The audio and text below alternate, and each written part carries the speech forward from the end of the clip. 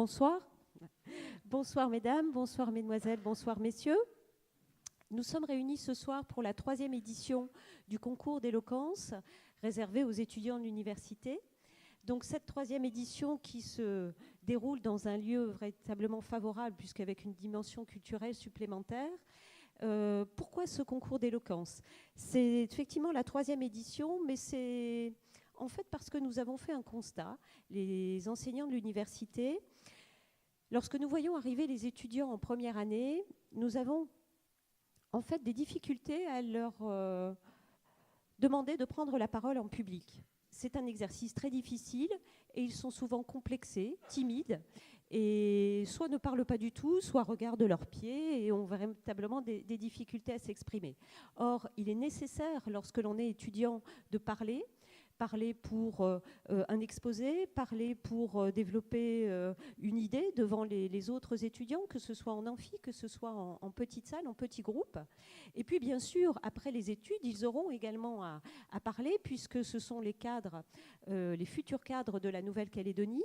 Et dans ce sens, ils seront bien sûr jugés, attendus sur cette prise de parole, soit en petit groupe, soit devant une assemblée, soit devant des personnalités. Et bien sûr, c'est un travail très compliqué pour eux, mais extrêmement important. Donc, il est certain que nous travaillons la prise de parole en cours. Les enseignants ont tous, bien évidemment, des exercices à proposer et des astuces également à donner, mais ça n'est pas suffisant parce que c'est peut-être un peu trop didactique. Et puis, il y a toujours, même si on essaie de le combler, ce fossé entre les étudiants et les enseignants. Alors, depuis 3 ans, nous avons mis en place, Véronique Filleul et moi-même, nous sommes les 2 organisatrices de ce concours, nous avons mis en place donc des ateliers qui sont proposés aux étudiants le soir. Alors c'est vrai que c'est un effort supplémentaire, c'est sur la base du volontariat et ces ateliers sont animés par des professionnels. Alors ces professionnels, ce sont donc des comédiens, des slameurs, des danseurs, je vais vous les présenter après. Et ils ont bien évidemment une technique tout à fait différente de la nôtre et ça permet aux jeunes de se libérer, de passer par-dessus ces complexes et de véritablement être beaucoup plus à l'aise dans cette prise de parole. Alors, j'aimerais remercier le public, bien évidemment. J'aurais voulu remercier les personnalités qui sont peut-être arrivées, mais là, je ne vois plus grand-chose puisque j'ai l'éclairage, donc je verrai s'ils arrivent, je remercierai en temps voulu. Et puis, je voudrais remercier également le président de l'université, M. Gaël Lagadec, qui nous fait confiance dans ce projet depuis 3 ans, parce que c'est vrai qu'on vient toujours taper à sa porte en disant il nous faut un peu plus de budget, il nous faut un peu plus de personnel, etc. Mais je le remercie de nous faire confiance et je pense que le résultat parle de lui-même. Vous verrez les étudiants par la suite. Alors en fait, ce soir, ils sont donc 13 étudiants, vous les voyez là derrière, souriants pour l'instant, un peu moins derrière, parce que je peux vous dire que le stress monte véritablement et ils ne savent plus comment ils s'appellent, mais quand ils vont se retrouver sur la scène, ça ira mieux. Ils comptent sur vous, bien sûr, pour les encourager. Alors, cette diapo est très importante. Pourquoi? Parce que, d'abord, vous pouvez les identifier, mais vous avez également un numéro. Et vous avez vu, lorsque vous êtes rentré dans la salle, on vous a distribué un petit papier. Et ce petit papier est très important parce que vous allez, à la fin, mettre le numéro du candidat ou de la candidate qui a pu vous séduire et qui vous a donc convaincu qu'il était ou qu'elle était la meilleure. Donc il faudra mettre ce petit numéro et le rendre auprès des étudiants ambassadeurs. Les étudiants ambassadeurs, c'est un autre groupe qui ne fait pas le concours d'éloquence aujourd'hui, même si on en a quelques-uns, mais c'est un groupe très actif et qui anime beaucoup les événements de l'université. Donc ils récupéreront ces petits documents, on les mettra dans l'urne et on pourra élire le prix du public. Nous allons avoir un prix avec donc le jury, que je vais remercier aussi, et un prix du public, c'est important. Ce ne sont pas les mêmes critères, mais là, vous parlerez avec votre cœur, comme les étudiants vont parler également de leur sujet avec leur cœur. Donc ces sujets, justement, ce sont des sujets qui sont très différents les uns des autres, et on n'a absolument pas imposé un thème. C'est eux qui ont décidé de choisir tel ou tel sujet parce que c'est un sujet qui les passionne, qui les tient à cœur et qu'ils avaient véritablement envie de défendre devant vous. Donc vous allez voir, on va passer un peu du coq à l'âne, mais c'est toute la diversité de la soirée et je pense tout l'intérêt de la soirée. Alors je voulais également remercier donc les coachs qui ont encadré les étudiants pendant toutes ces séances, ces ateliers, depuis le mois d'avril. Donc Olivia Duchesne, comédienne, auteure et metteuse en scène. Richard Digouet, danseur chorégraphe. Sylvain Lornier, comédien et metteur en scène. Sylvain n'est pas là ce soir, il travaillait, mais il est là. Il a dit qu'il pensait très fort à nous. Wenaël Astier, comédien, et Nicole Hisch. Vous voyez, écrivain et éditrice, parce que là aussi, il a fallu travailler les textes, la structure des textes, et c'était très important également d'avoir l'aide d'écrivains. Et je voudrais maintenant remercier le jury, donc notre jury d'exception, avec Olivia Duchesne, avec Alexia Duchesne, donc chargée d'action culturelle au service développement artistique et culturel de la province Sud, Wenaël Astier, donc comédien, et Anne Lordotte, qui est maître de conférence à l'université dans le département lettres, langues et sciences humaines. Donc je pense que maintenant, je vais pouvoir donner la place, c'est ce que vous attendez, j'ai assez parlé. Je vais laisser la place aux candidats. Donc nous allons accueillir le premier candidat, Thomas. Donc Thomas Joly, qui est en DUT MMI, et je lui laisse la place. Thomas.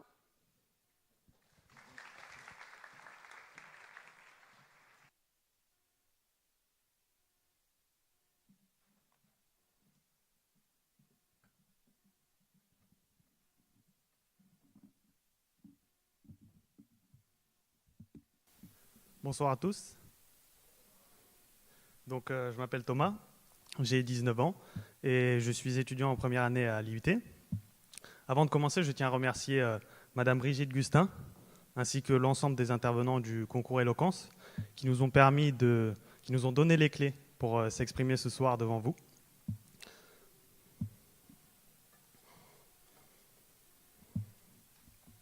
Mens sana in corpore sano. Vous connaissez tous cette phrase. Ce soir, je vais vous parler du manque d'activité physique dans nos programmes scolaires. Mens sana in corpore sano.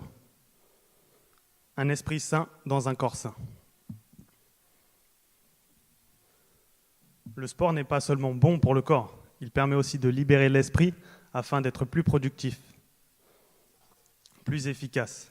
Certaines grosses entreprises, telles que Google, l'ont compris en appliquant dans leur lieu de travail des espaces de détente et des espaces aussi où on peut bouger.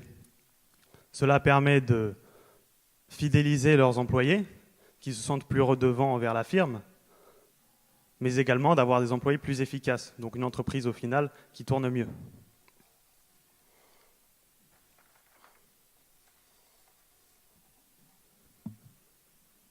Pourtant, lorsque l'on regarde les emplois du temps d'un élève de l'école primaire allant jusqu'au lycée, en passant par le collège, on se demande où est-ce que le corps peut s'épanouir et comment les élèves peuvent être plus productifs. Où le bien-être est-il pris en compte devant autant d'heures de cours théoriques et quasiment aucune activité physique. Au collège, 2 heures par semaine si je me souviens bien, et au lycée, 2 heures, une semaine sur 2. Quel type de médecin recommanderait de faire du sport seulement pendant 2 heures tous les 15 jours ? En école primaire, de ce que je me rappelle, on ne faisait pas non plus du sport tous les jours.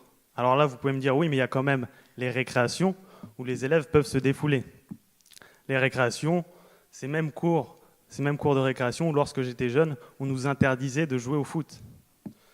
Peut-être que certaines vitres ont été brisées à cause du ballon, mais si une cour de récré, ce n'est pas un endroit pour jouer au foot, alors on fait quoi ? Quand on est petit, dès qu'on entend le bruit de la pause, on a envie de courir partout. Regardez les enfants aujourd'hui. Enfin, aujourd'hui et depuis toujours, on est tous hyperactifs. On est tous des pieds électriques, on bouge partout dès qu'on peut. Donc avoir de l'énergie, c'est très bien. Mais est-ce que c'est normal, après toute une journée entière de cours, d'avoir autant d'énergie à revendre ?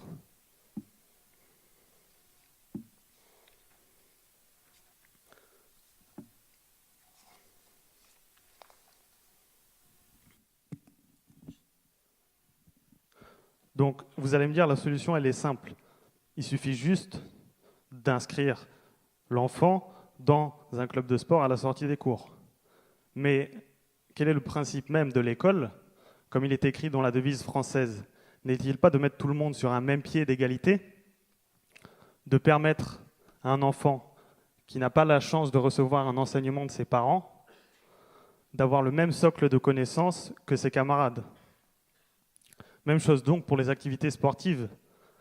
Si l'enfant n'a pas la chance d'avoir des parents qui peuvent lui payer l'inscription dans un club sportif, l'idée serait de mettre tout le monde au même niveau en développant les activités physiques dès l'école. Et donc permettre aux écoliers d'être plus efficaces et d'être plus libérés pour étudier. Autre point que le sport pourrait améliorer dans notre société, l'égalité des sexes. Donc je ne peux pas voir vos visages du tout avec les projecteurs, mais j'imagine que vous êtes plutôt surpris par ça. Le fait est que peu de filles pratiquent certains sports et donc les clubs sont inexistants. À ce moment-là, déjà qu'il existe des inégalités dès la naissance entre les filles et les garçons, comment est-ce qu'on veut resserrer les égalités si elles ne peuvent pas pratiquer le sport désiré en dehors des cours? Ajouter plus d'heures de sport à l'école permettrait de faire pratiquer à tout le monde et au même niveau.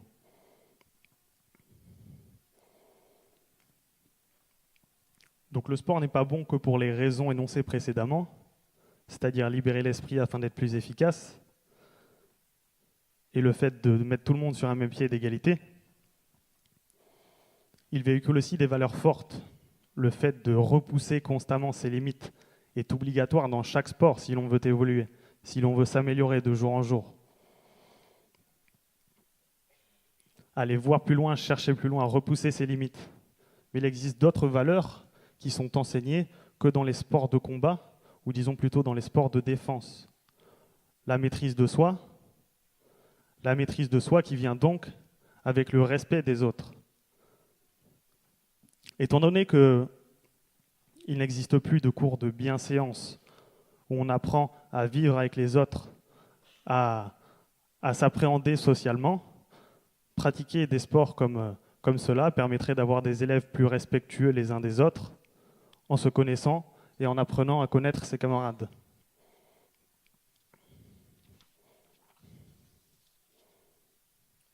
Donc après tous ces constats plutôt positifs, vous allez me dire tout simplement comment est-ce qu'on va faire pour introduire plus d'heures de sport à la place des cours théoriques. La réponse est très simple. Les professeurs de mathématiques, ainsi que dans d'autres matières, ont un effectif en pleine décroissance depuis maintenant 10 ans. Les recteurs d'académie embauchent maintenant certaines personnes qui n'ont plus les compétences requises auparavant et parfois engagent même des professeurs sans faire passer aucun entretien. Plutôt que de laisser une classe vide, ils préfèrent engager des gens qui n'ont pas encore les compétences ou des gens qu'ils ne connaissent absolument pas puisqu'ils ne font plus passer d'entretien. Bien sûr, dans certaines académies uniquement où il y a un grand manque d'effectifs. À l'opposé, on a la filière STAPS qui permet d'accéder à la profession de prof de PS, qui est très élitiste et qui chaque année refuse des centaines de candidats. À ce moment-là, voilà, je vous laisse faire le raisonnement. Il suffit tout simplement de combler les heures destinées aux mathématiques ou à d'autres matières théoriques générales, aux heures de sport, comme libérer toute une après-midi, par exemple, un jour sur deux ou tous les jours. C'est un système qui a été adopté dans certains pays européens, tels que l'Allemagne, l'Espagne ou encore l'Italie, et qui ont très clairement porté leurs fruits. Je vous remercie de m'avoir écouté.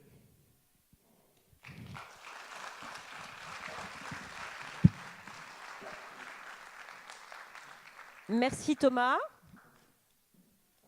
Thème très intéressant et demain j'amène un ballon dans mon cours. Il va falloir que je travaille mes passes. Je n'étais pas la meilleure au foot, je ne vous le cache pas. Alors maintenant, voilà Grégory qui prend le relais avec un thème tout à fait différent. Grégory.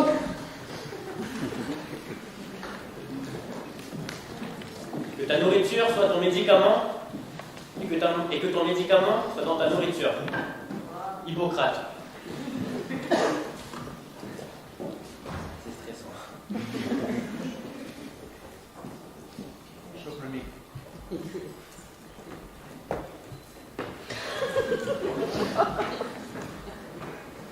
Bonsoir à toutes et à tous.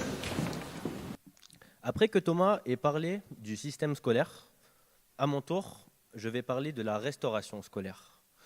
Je vais ce soir parler de cette entreprise qui dessert les cantines du territoire et un grand nombre d'infrastructures, sans en divulguer le nom, et sans parler des dérapages sanitaires qu'il y a pu avoir ces derniers mois. Hashtag carotte râpée. Voyez-vous, durant ma scolarité, et comme bon nombre d'entre nous, j'ai été amené à manger à la cantine. Et je pense qu'à l'unanimité, nous sommes tous en accord pour dire que ce n'était guère un très bon souvenir. Et donc, après avoir eu ce sentiment de déception, maintenant, c'est plus celui de la colère. Pourquoi de la colère, me diriez-vous ? Après avoir eu un écho des parents d'élèves ayant pu visiter les locaux de l'entreprise, les journalistes n'ayant pas pu le faire, ils ont pu constater que cette société-là n'a quasiment pas de cuisine. La majorité des plats qu'ils ont sont des plats industriels, donc déjà tout fait, juste prêt à être réchauffé. Pour ceux qui ne savent pas ce qu'est un aliment industriel, c'est un plat qui est transformé et complexe, donc ça va de la soupe préparée au plat cuisiné, au cordon bleu, à certaines quiches, à certains yaourts. Produit par l'industrie agroalimentaire à partir de matières premières, viande, poisson, fruits, légumes, mais aussi de matières chimiques alimentaires. Et le problème est là. Les aliments mis en général dans les plats industriels sont des aliments de faible qualité, car peu chers, et qui sont faits pour être bons et conservés longtemps. Bah oui, parce qu'il faut que ça se vende à un prix raisonnable, il faut qu'il fasse un minimum de bénéfices. Et c'est là que la magie de la science opère. Parce qu'un produit brut, mélangé avec d'autres aliments, trempé dans un liquide pour sa conservation, ayant subi une congélation, et donc par la suite une congélation, et par la suite une décongélation, ou encore a été bouilli, normalement c'est pas beau. Donc ils rajoutent des produits chimiques pour que les produits aient de la gueule. Il faut qu'ils aient un goût. Et donc ce qu'ils font, ils ont des secrets, les industriels, et ils fonctionnent. Ils rajoutent des arômes. Mais pas des arômes naturels, ça serait beaucoup trop beau et c'est beaucoup trop cher. Ils rajoutent des arômes de synthèse obtenus par le mélange de plusieurs produits chimiques. Il y a aussi les exhausteurs de goût, le glutamate, l'aspartame, le sel, responsables de nombreuses maladies neurodégénératives, cardiovasculaires et de nombreux types de cancers. Ça fait peur, hein ? Ils ont aussi un autre secret, et qui lui est très redoutable, surtout pour la jeune génération, qui fait que plus vous mangez de produits industriels, plus vous aurez envie d'en manger. Pourquoi ? Parce qu'à chaque fois qu'on en mange, notre cerveau va renforcer la connexion qui existe entre ce type de nourriture et nos habitudes. Et quand on consomme des produits industriels, on a tendance à sécréter de la dopamine.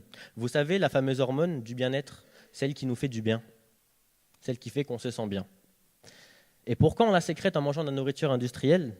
Tout simplement parce que nos amis qui la préparent ont tendance à rajouter du sucre, des graisses et du sel. Et ces trois composants, les scientifiques se sont rendus compte qu'en les combinant, on a une activation de la dopamine qui est beaucoup plus forte. Donc il y aura un effet d'addiction. Vous allez toujours en vouloir plus et il n'y aura pas d'effet d'arrêt. Donc plus on combine ces trois éléments, plus on active dans notre cerveau la dopamine. Et c'est ce qui va nous donner envie d'en manger à nouveau. C'était la petite parenthèse addictologie. Et donc dans tout ça, ça se transforme en un plat qui au départ était bon et ça finit par être quelque chose de dégueulasse. Des produits diététiquement absolument incorrects et pas concevables dans une cantine scolaire.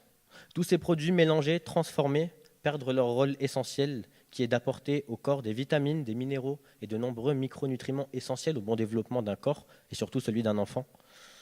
Et tout ça Donc c'est détruit et à la place on se retrouve avec un petit plat avec parfois plus d'une 50aine d'additifs dans un plateau repas et avec une qualité nutritionnelle tout à fait nulle et néfaste. Et c'est ce que je dénonce ce soir. Ces plats que l'on mange depuis la maternelle sont plus que néfastes pour notre santé. Au long terme, si dès 3 ans, on mange des produits sans valeur nutritive, avec du gras, du sucre, du sel, des conservateurs, des colorants, des exhausteurs de goût, des arômes, et dès 3 ans, et durant toute notre scolarité, on y est habitué, comment voulez-vous que plus tard, ils mangent sainement ? Comment ? Je suis persuadé que si dès le plus jeune âge, on éduquait nos enfants avec des produits sains et frais, alors qui coûtent plus cher, certes, mais c'est un investissement sur le long terme, je suis tout de même sûr qu'on aurait beaucoup moins de problèmes de santé actuels. Que ta nourriture soit ton médicament et que ton médicament soit dans ta nourriture. Merci à tous.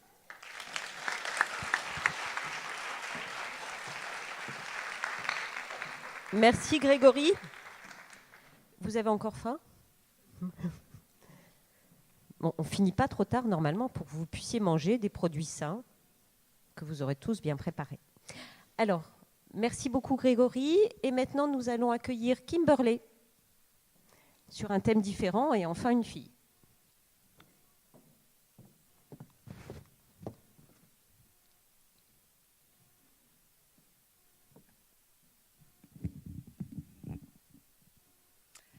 Mesdames et messieurs, bonsoir.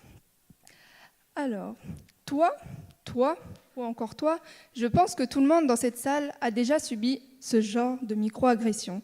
Je veux dire par là que tout le monde se base sur les apparences, sur nos habits, nos cheveux ou encore ce que nous avons.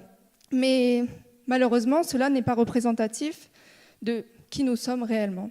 Alors ce soir, je viens vous parler de quelque chose qui a marqué mon quotidien.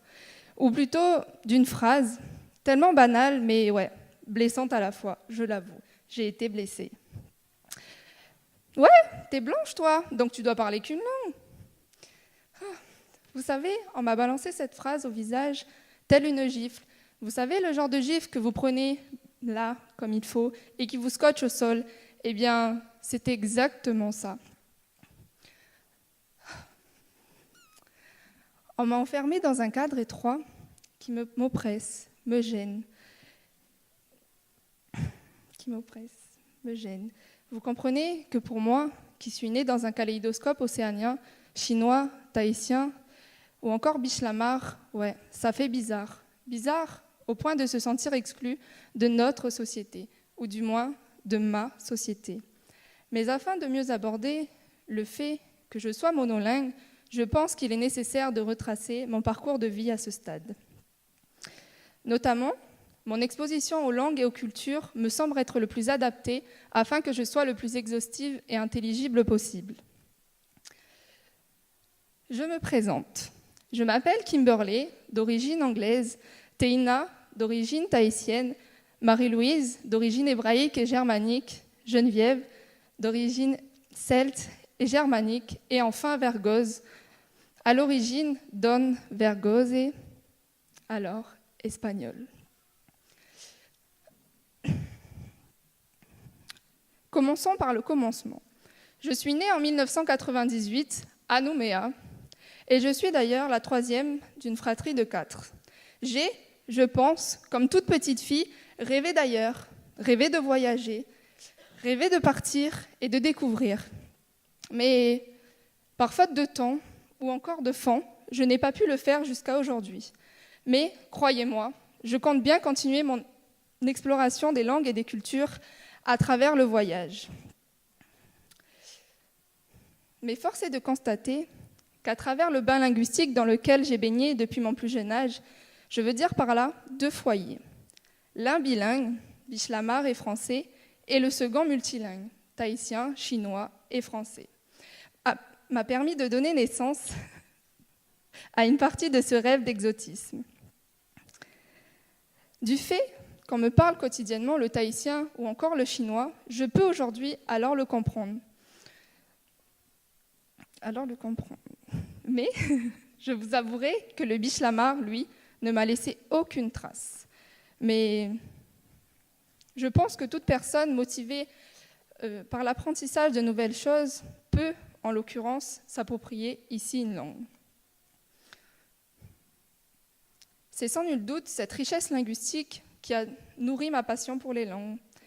De plus, mon goût pour les langues a pris de l'ampleur au collège. J'ai pu alors enrichir ma palette linguistique avec la découverte de 2 nouvelles langues. L'anglais, pour laquelle je n'ai aucun coup de cœur, mais par contre de laquelle j'en tire énormément.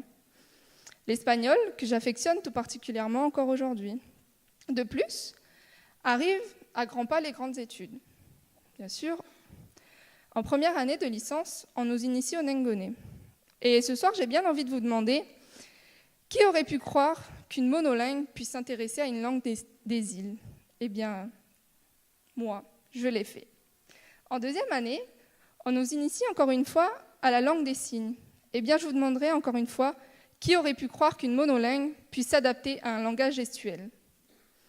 Simplement, je l'ai encore fait. Oui, je l'ai fait. Et vous savez pourquoi? Eh bien, tout simplement pour me sortir de cette bulle dans laquelle on m'enferme, de m'enlever cette étiquette que l'on m'affiche.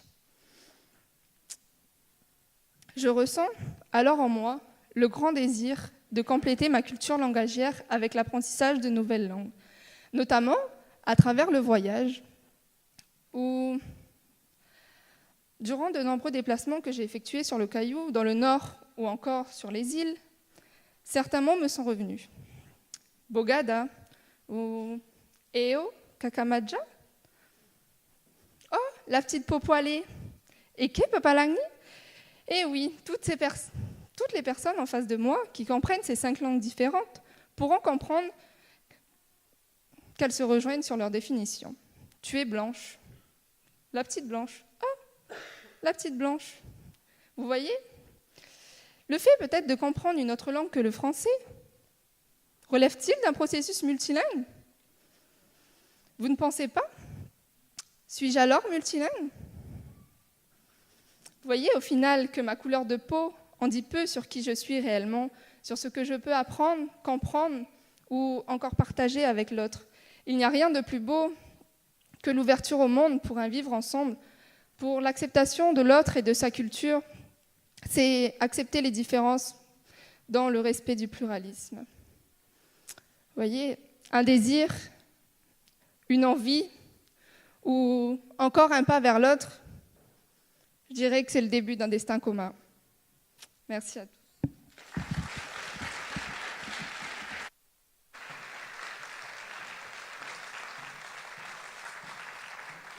Merci beaucoup Kimberley. Donc vous avez vu un sujet encore totalement différent, peut-être plus philosophique, mais très poignant également, qui concerne nos étudiants, parce qu'effectivement, manger, pas bien manger, est-ce qu'on a eu les bons programmes scolaires, et est-ce que l'on a effectivement un jugement de la part des autres qui ne correspond pas à ce que l'on aimerait faire passer.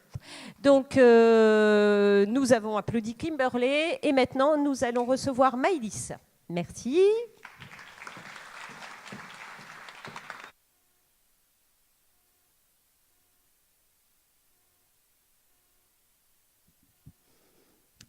Bonsoir tout le monde. Déjà, je tiens à vous remercier pour votre présence ce soir. J'y tiens. Alors, ce soir, je vais vous parler d'un sujet qui me tient à cœur. Ce sujet, je l'ai intitulé « À la quête de l'identité ». Avant, on me voyait, on me parlait, on me demandait « T'es d'où ?» Je leur laissais le choix, ils me disaient « Polynésienne ». Hier, on me voit, on me parle, on me demande « T'es d'où ?» Alors je leur laissais encore le choix. Ils me disaient « Blanche ». Maintenant, on me voit, on me parle, on me demande « T'es d'où ?» Je leur laissais encore le choix. Ils me disaient « Kanak ?» Et là, seule, face au miroir, je me vois, je me dis, je me questionne. Ma couleur de peau, mon visage, mes habits, ou bien alors mon attitude, ou alors ma voix. Non, mon accent. Pourquoi on me pose toutes ces questions? On me perçoit peut-être par rapport à ça. Alors, on me juge. Je me regarde encore une fois et je me dis, blanc, noir, jaune, qu'importe. Je suis différente de vous, c'est ça? Mais cette différence que vous voyez en moi, cette différence que vous croyez voir en moi, semble être une faiblesse qui vit en vous et en moi. Et pourtant, cette faiblesse ne doit pas être un poids, car si vous la considérez autrement, eh bien, elle n'en a pas. Valorisation, diversité linguistique et culturelle, bienveillance linguistique et ethnique. Mais quel sens donne-t-on à tous ces termes? Ce n'est plus vous, ce n'est plus moi, mais c'est nous.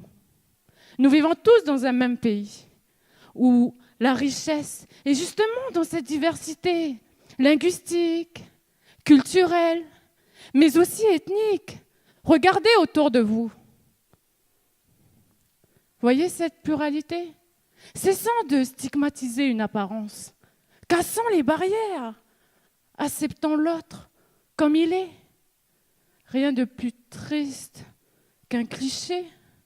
Je me sens comme enfermée dans une case d'où je ne peux m'échapper. Humanité, citoyenneté du monde, partage universel sont les mots-clés qui doivent nous guider. Je te ressemble? Je vous ressemble.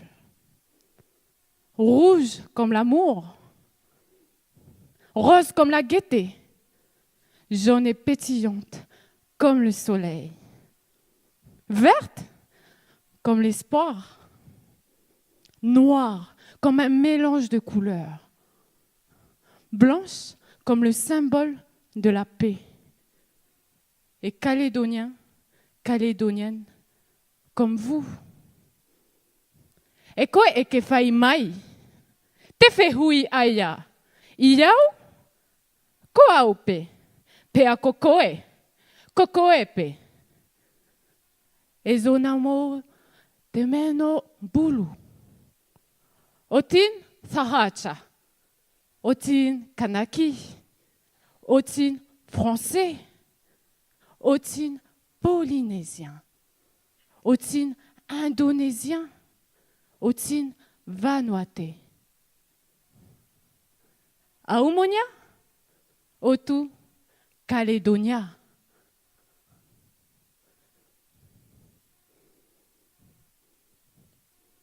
Et maintenant, d'après vous, je suis d'où?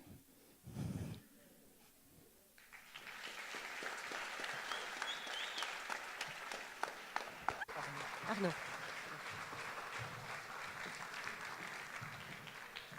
Merci beaucoup Maëlys.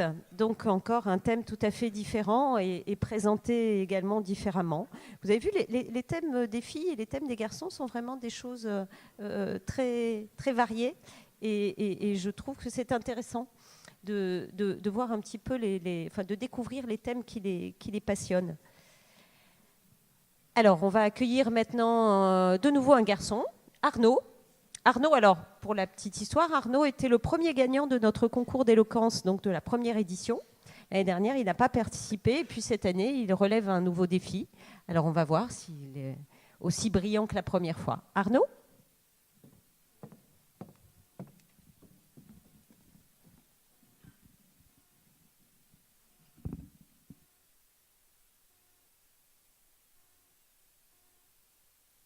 Ah non, je ne suis pas brillant avec le micro.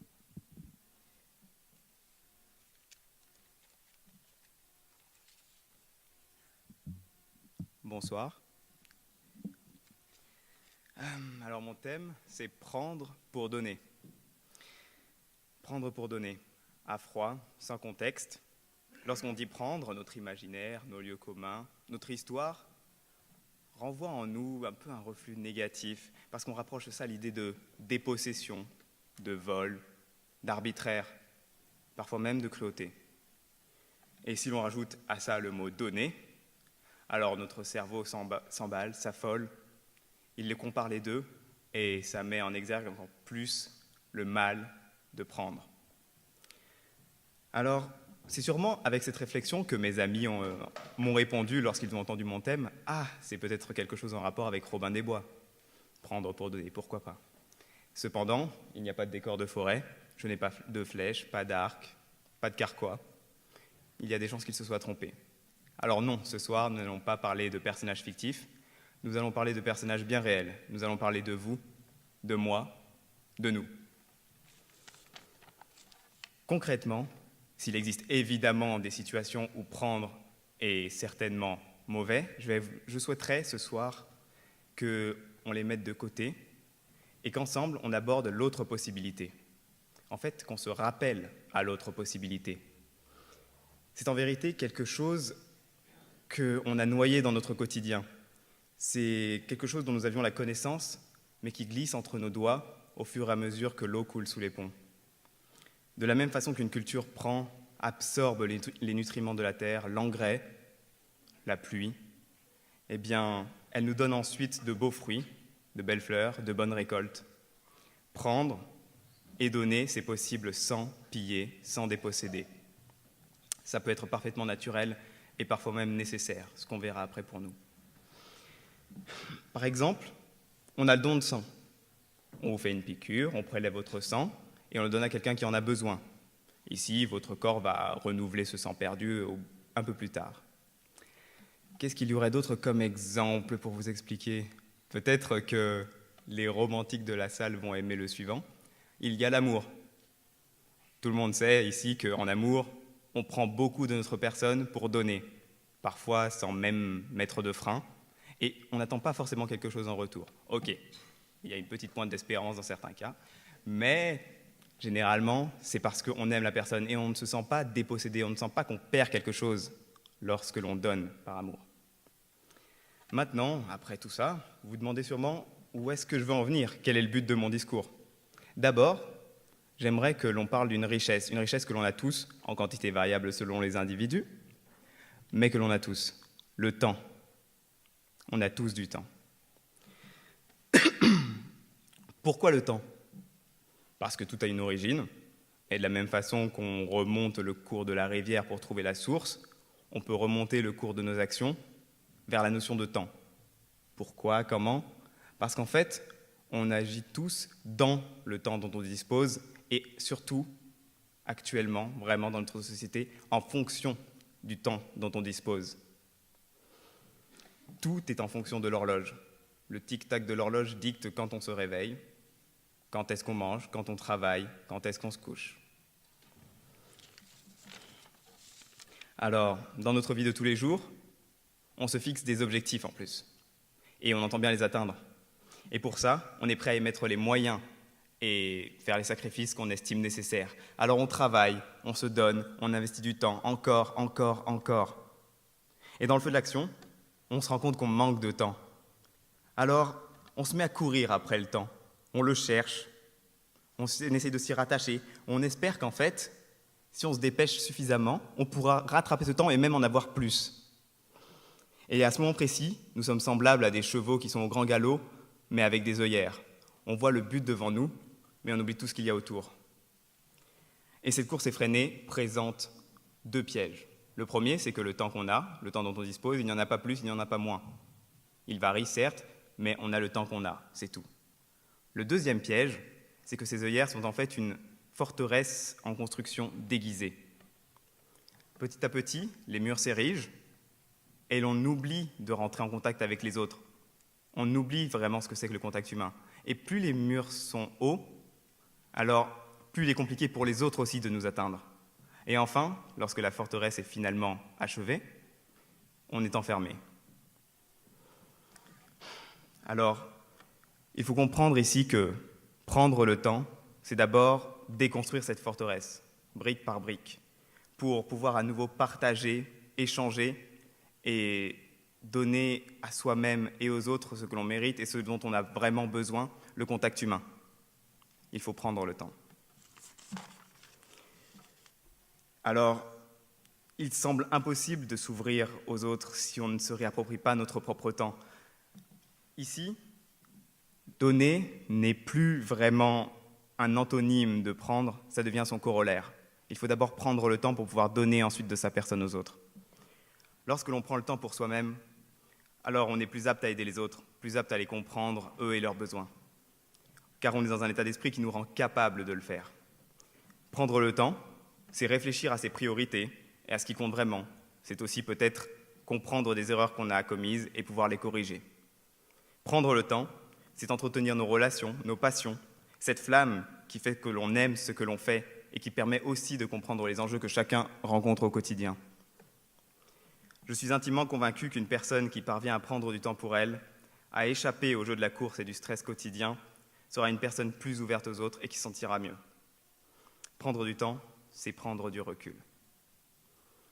Alors, ce moment que l'on prend pour nous et qu'on met plus tard au service de l'autre d'une manière ou d'une autre, il n'est pas perdu. Au contraire, une fois qu'il est dépensé, il nous enrichit d'autant qu'il aide notre prochain. C'est pour ça que je voudrais conclure sur ceci. Vivez, fixez-vous des objectifs, faites les efforts nécessaires pour les atteindre, mais surtout, n'oubliez pas de prendre du temps pour vous, pour vos proches, pour tous ceux que vous aimez, pour de meilleures relations. Je vous remercie de m'avoir écouté, et surtout, n'oubliez pas, prenez le temps.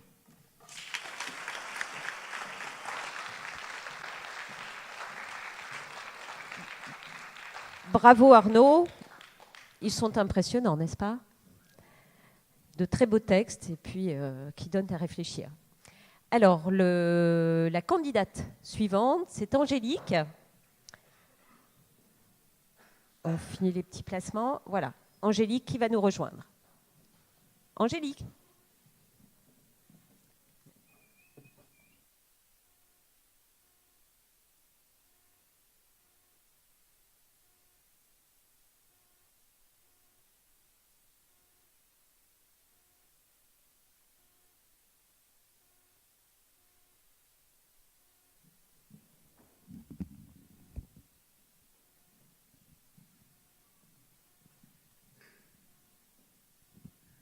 Aujourd'hui, nous allons parler du paraître. Mais qu'est-ce que le paraître? Oh non, ne vous en faites pas. Je ne vais pas vous parler de philosophie. C'est bien trop compliqué pour moi. Seulement vous dire que si vous cherchez la définition du verbe paraître dans le dictionnaire, vous trouverez devenir visible et être vu. Et c'est là tout le problème. Juste là, devant moi, à côté de vous ou derrière vous. Les gens, et ça depuis longtemps, aiment être remarqués. Et c'est d'autant plus flagrant aujourd'hui avec tous ces médias qui nous bombardent de femmes minces, mais qui ont des formes.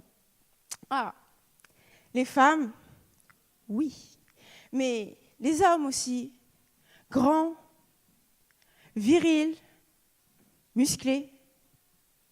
Et le souci, c'est que les gens se laissent berner par ces images invraisemblables et très peu représentatives de l'homme. Et vous savez quoi? J'en ai marre. C'est trop pour moi. Vous, gens qui suivez ces normes à la lettre, vous me pourrissez mon existence. On ne met pas du large avec du large. Oh, t'es malade? Ah non, excuse-moi, t'es juste pas maquillée. T'as vu tes dents? Tu devrais peut-être te les faire blanchir. Cette couleur ne te va pas au teint, tu devrais peut-être essayer le bleu. Dis donc, tu t'es coiffé avec un pétard aujourd'hui? T'as du ventre, tu devrais peut-être faire un peu d'exercice. Oh là là, les cicatrices, tu devrais peut-être en mettre un pantalon. Dis-moi, tu vas chez le coiffeur de temps en temps? Et patati et patata, toute la journée, ça n'arrête pas. Le physique, les vêtements, la coiffure, le maquillage. C'est vraiment de l'esclavage tout ça. Eh bien moi, je dis stop. C'en est trop. Je ne veux pas être quelqu'un d'autre. Moi, je veux être qui je suis sans être comparée à une autre. Moi, je veux m'habiller en rose et ne plus voir la vie en noir et blanc. Je veux détendre les épingles et me sentir confortable.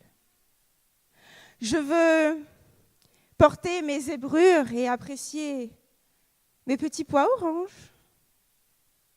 Je veux me coiffer en soleil et aller nager avec ma bouée naturelle.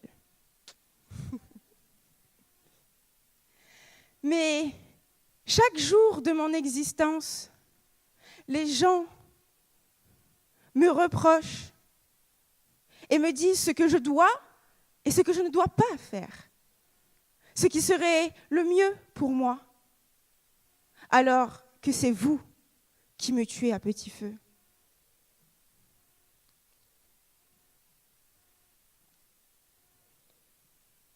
Aujourd'hui, demain, hier, en ce moment même, je me sens comme le vilain petit canard. Et je déteste ça. Vous aussi, vous détestez ça, n'est-ce pas? Ouais. Vous aussi, vous détestez ça. Faire ce que les autres veulent, comme ils le veulent, sans jamais vraiment penser à vous-même. Alors, pourquoi critiquer? Pourquoi ne pas faire valoir son droit à la différence? Alors maintenant, je vous le demande, réfléchissez-y.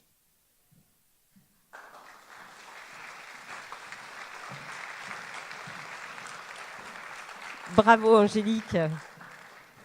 C'est vrai, se paraître, c'est vrai que quand on est enseignant, on fait attention à sa tenue tous les matins, parce qu'on sait que les étudiants, quand on va arriver dans l'amphi, nous regardent comme ça, comme si c'était... Est-ce qu'elle a mis le bon pantalon? Est-ce que tiens, c'est une nouvelle robe? Et c'est très compliqué. Alors maintenant, on va passer à Passy Cavalla. Passy Cavalla qui voulait que j'annonce son thème. Alors Passy Cavalla est le plurilinguisme.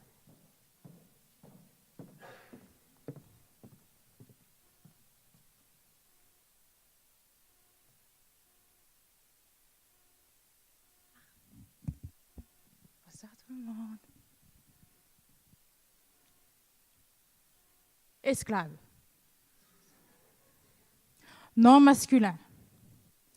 Se dit d'une personne sous la dépendance totale d'un maître. Synonyme, l'humanité. Voici ce que l'on devrait trouver dans tous les dictionnaires. Un grand sage du nom de Sadhguru a dit un jour: laissez ce qui se passe en vous être déterminé par quelqu'un d'autre est la pire forme d'esclavage. Je répète, laissez ce qui se passe en vous être déterminé par quelqu'un d'autre est la pire forme d'esclavage. Mesdames et messieurs, on est tous esclaves de quelque chose, de différentes manières et dans différents contextes. Mais nous avons un seul grand maître en commun, la vision de l'autre. Mesdames et messieurs, je suis venue ici ce soir pour vous parler de mon plurilinguisme. Plurilinguisme qui a été longtemps esclave d'un maître, l'unilinguisme. Attention, je vous vois venir. Unilinguisme n'est pas synonyme de monolinguisme, hein, sachez-le. Hein. Je le dis, parce que je vous vois déjà. Non. Ce que je veux dire par unilinguisme, c'est la volonté d'uniformiser en prenant en compte qu'une seule langue. Toute ma scolarité n'a été qu'une succession de commentaires basés sur des mesures d'unilinguisme. Je vous donne des exemples. On ne dit pas un gomme, on dit une gomme. Le jour où tu pourras commencer une phrase en wallisien et la terminer en wallisien, là, tu pourras venir me parler. Ou encore. Mais soyez naturel quand vous parlez. Mais soyez naturel. Alors, mesdames et messieurs, je suis plurilingue. Et mon idéal pour m'exprimer, c'est ce qu'on appelle en linguistique le code switching, c'est-à-dire le mélange de langues. Alors, je mélange le français, le wallisien, et des fois, pour épicer la chose, j'y ajoute aussi du futunien. Eh oui. Alors, mettez-vous à ma place. Votre idéal pour vous exprimer, c'est le code switching. Et qu'on vous demande d'être naturel quand vous parlez une langue, c'est comme si l'on demandait, écoutez bien, à un oiseau de voler qu'avec une seule aile. Pas de plagiat, s'il vous plaît. Alors, tous ces commentaires m'ont ainsi amené à considérer mon plurilinguisme comme un handicap. Mais ne vous inquiétez pas. Ne vous inquiétez pas.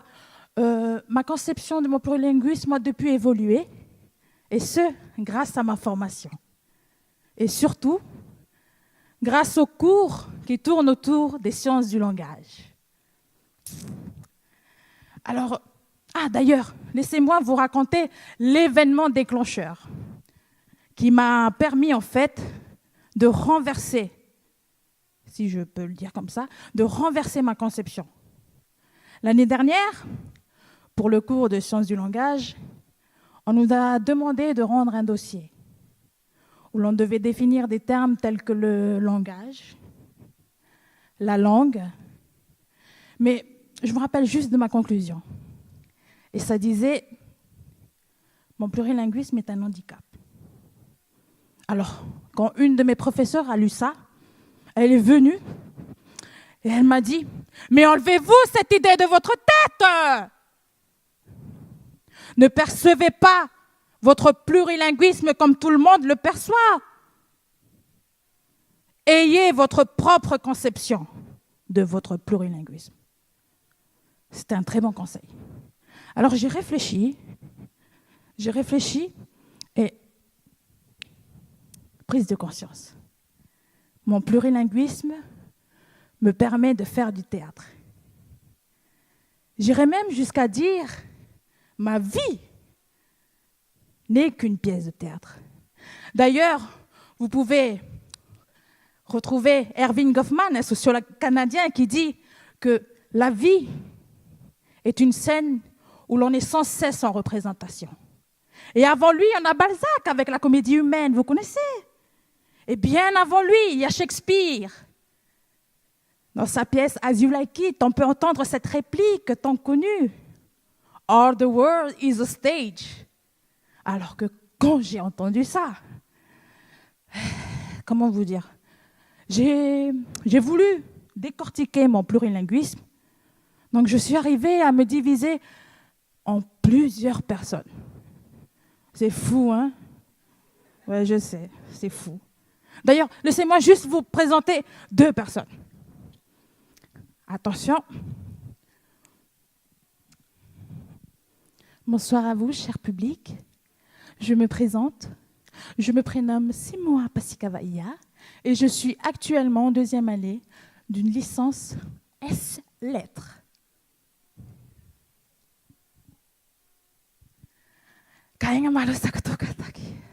Ça fait du bien de switcher un peu. Je m'appelle Pasikavaia Simoa, à Coneille en 2e année de lettres. Vous avez entendu la différence? Vous avez entendu la différence? Ah, merci. Si vous êtes arrivé à entendre cette différence, à sentir cette différence, c'est tout simplement parce que vous venez de faire la connaissance d'une Pasikavaia et de la Pasikavaia. Eh oui. Au théâtre, si vous voulez, une, c'est le personnage et la, c'est l'actrice. C'est l'actrice, mais c'est aussi l'esclave. L'esclave de quoi?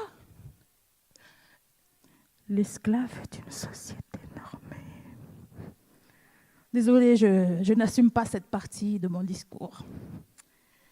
Alors, qu'est-ce qu'on fait? Qu'est-ce qu'on fait quand on est impuissante? Quand on se sent impuissante face à quelque chose, on veut revendiquer.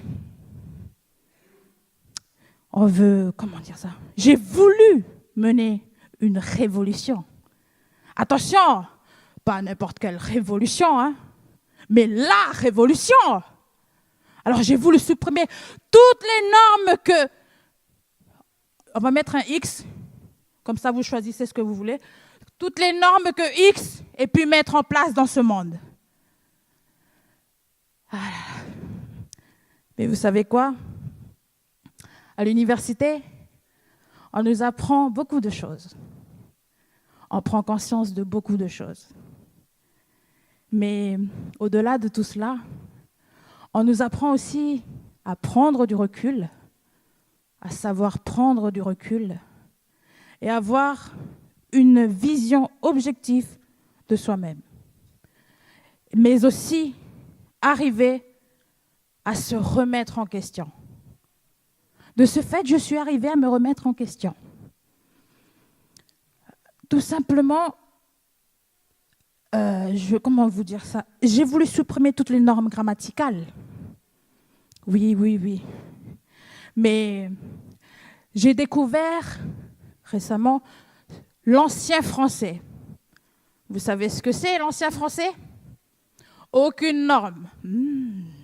Aucune norme, aucune grammaire. Rien.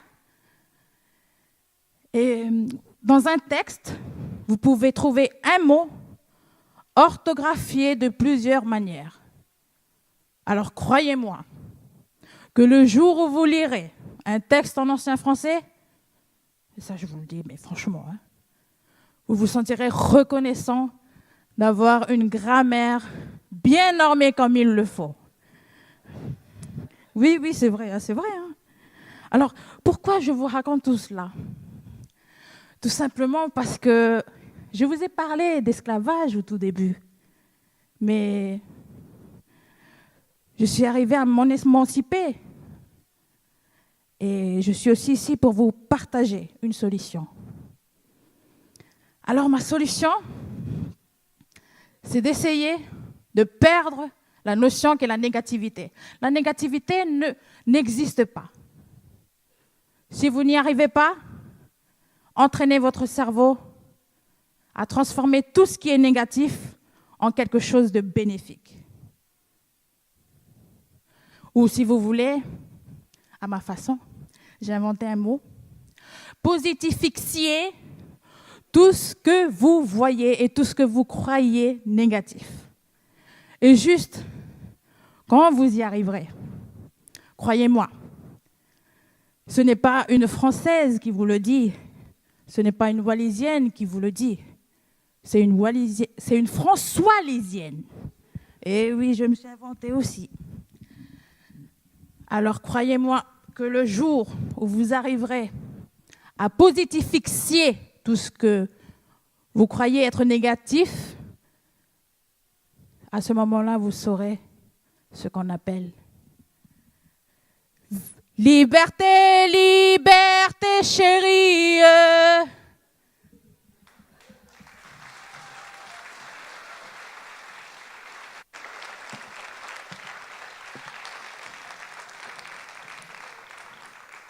Alors, moi, je les trouve fabuleux. Je ne sais pas pour vous. C'est quand même difficile de passer juste après. Je ne sais pas chanter, je le redis, mais je les trouve magnifiques. Donc, ce n'est pas terminé, mais ça ne va pas être simple de choisir un, et pour le jury et pour le prix du public. Donc, ce n'est pas terminé, et là, vous allez voir, on change un petit peu la donne, puisqu'on va passer avec un duo. Alors, jusque-là, on n'avait pas demandé, on leur avait demandé de travailler tout seul, et puis, comme ils ne voulaient pas se séparer, on a dit d'accord. Donc, un duo avec un peu de musique. Vous allez voir, ils se complètent très bien. Et ça marche pas? Si? Bon, donc ça va. J'ai mes esclaves, donc je trouve ça très bien aujourd'hui. C'est dans le thème, hein, ils l'ont dit tout à l'heure. Donc on va accueillir maintenant Léon et Wilson. Donc Léo et Wilson pour une prestation à deux, un duo.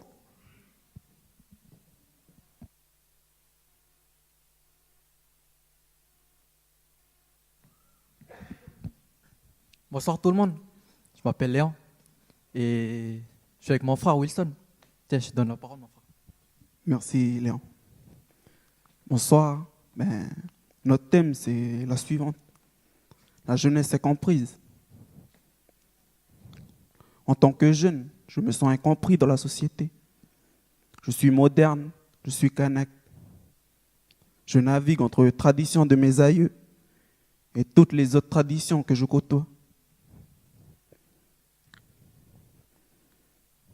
Je suis incompris. Pourquoi? Tiens mon frère, je te redonne la parole. Olé mof.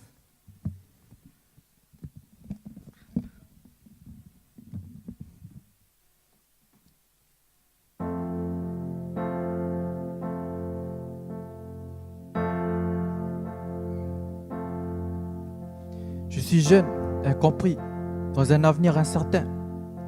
Enragé, je me construis, et pris d'un bonheur parfois malsain. Unissons-nous dans ce combat auquel nous n'étions vraiment pas préparés. Ne laissons pas tous ces amas nous séparer et nous diviser. Érudit de ta propre histoire, ne renie pas tes origines. Sillonne les routes et les trottoirs sans vraiment que tu n'y culmines. Semblable à tout ce que l'on me décrit, suis-je vraiment la source de tout problème? Étreinte de ce pays, pourquoi dois-je cautionner ce système? Indifférent, tous vos regards se pointent vers nous mais sans raison. Négativement, le seul rempart qui nous dénie quotidiennement. Copie conforme, stéréotype, tu t'adonnes à tout un questionnement. Opprimé par toutes ces normes, tu es victime de ces tourments. Méprisé par tous ces hommes, tu es d'homme d'influence. Privé du strict minimum, se réfugiant vers ce que tu penses. Ravé entre différentes ethnies, je construis ma réalité. Incertain pour ma patrie, je sombre dans la névrose. Serez-vous réellement prêt à ne pas nous induire en erreur? Enivré, oui sans arrêt, avez-vous réellement un cœur?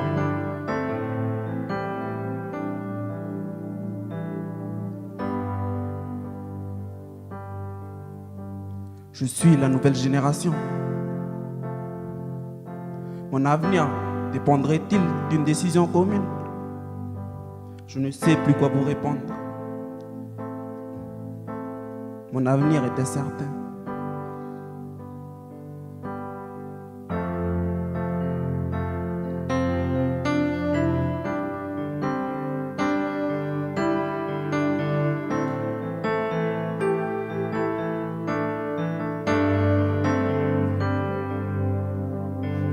Avant et après, des mots qui se réitèrent quotidiennement. Victoire ou défaite, une vision qui me revient inlassablement. Emprisonné et libéré, on nous tue à petit feu. Négatif ou positif, on nous attribue un visage odieux. Indépendant, et alors, obstine-toi à construire ton pays. Réprimandé ou félicité, jeune combattante de ta patrie. Inerte, immobile, je fus contraint d'y remédier. Nerveux, coléreux, j'étais en train de sombrer. Choix, option, alors que tout nous revenait de droit. Élection, décision, alors que partout on nous soudoie. Réticence, hésitation, pourquoi une telle destinée? Troublé, dérangé, pourquoi doit-on s'obstiner? Apprendre, comprendre, une langue qui n'est pas la nôtre. Indifférent, insignifiant, des langues jugées n'étant pas les vôtres. Ne vous méprenez pas, car ceci est l'incipit d'une histoire sans fin.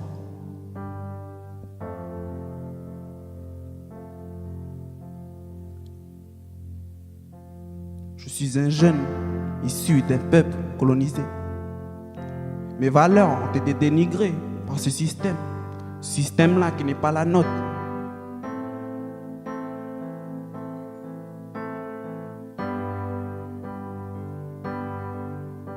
Jouer le rôle d'intermédiaire entre le colonisé et le colonisateur n'est pas chose facile. Je suis incompris par ces deux-là. Parfois même, je me sens incompris par moi.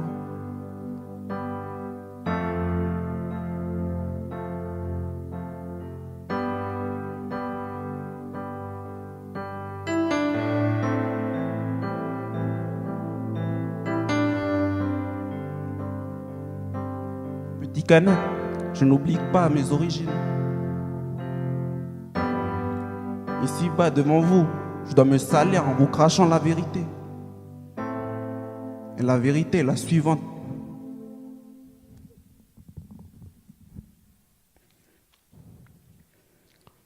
Je suis un pion dans ce jeu d'échecs. Ceux qui pilotent l'arche de Noé, ils nous mènent en bateau. Mon avenir est incertain. Merci.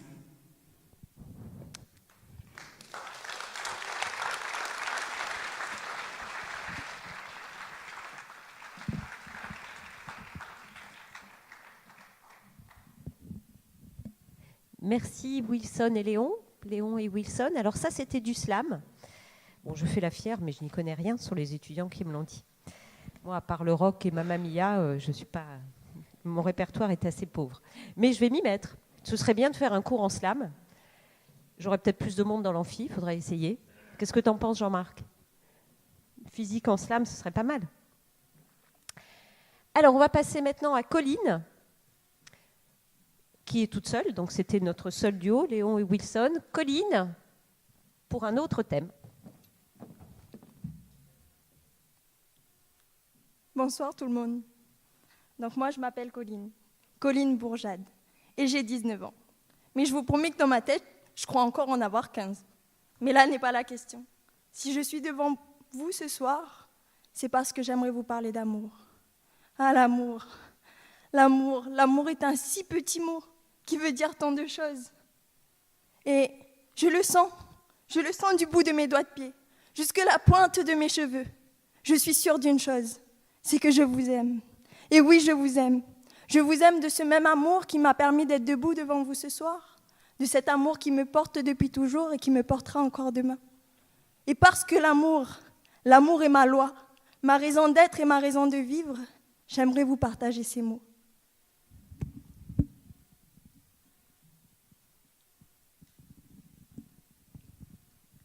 L'amour.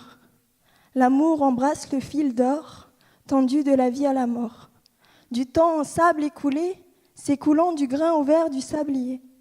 Et l'amour pèse dans les cœurs meurtris de celle et de celui qui se noie dans le néant de sa peine.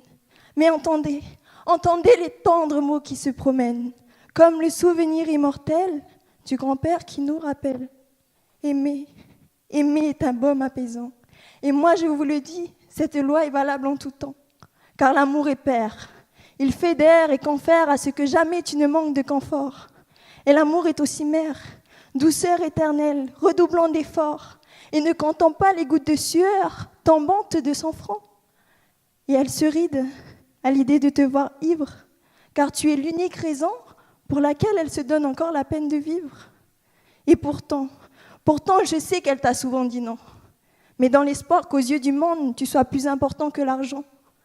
Alors n'oublions jamais à quel point son amour est grand. Et l'amour me dépasse, et je le trépasse lorsque je m'efface pour vous laisser vivre. Et l'amour est l'enfant qui rit aux éclats sans savoir pourquoi. L'amour est ce même enfant qui a la foi, et qui de ses yeux innocents voit à quel point tu es grand.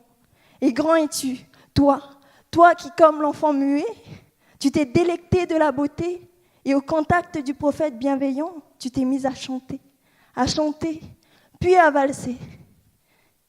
Et l'amour me dépasse, et je le trépasse lorsque je m'efface pour vous laisser vivre. Car l'amour court dans les prés, il souffle dans les branches, et dans les cheveux des fées de tous ceux qui, un jour, ont cru qu'ils les avaient abandonnés. Et l'amour transforme. Il transforme le tyran en agneau doux et non docile, car l'amour est fort, et sous toutes ses formes, au point même que le roi rugissant s'incline face à la puissance ultime. Cette puissance qui régit nos faits et nos gestes, et dont nous sommes tous les maîtres. Et l'amour me dépasse, et je le trépasse lorsque je m'efface pour vous laisser vivre. Et l'amour transporte, au-delà des océans, par-delà les étoiles, tous ces sentiments que l'on retient par mégarde. Car l'amour est le ciel illuminé qui pèse au-dessus de ma tête, cette constellation majestueuse qui me rappelle tous ces sourires qui m'ont rendue heureuse. ceux de ma famille, de mes amis, ceux des personnes qui sont parties et ceux que je n'ai pas pu retenir. Car l'amour est le rythme des vagues de souvenirs qui retentissent comme la voix paisible et complice qui murmure au creux de mon oreille. L'amour est en tous, en toutes choses et pour toujours. Et donc ce soir, cher public, ce soir je vais vous faire une confession. C'est que l'amour m'a toujours fait peur, autant que la mort. Certainement parce que j'ai eu peur des grandeurs. Et en vous prenant comme témoin ce soir, je le jure, je le promets sur ce que j'ai de plus cher au monde, je ne douterai plus jamais. Et sachez-le, peu importe où vous serez demain, sachez que je vous aimerai. Peu importe qui vous êtes ou où vous serez demain, quelqu'un vous aimera. Depuis toujours, pour toujours et à jamais, cet être-là, c'est l'amour.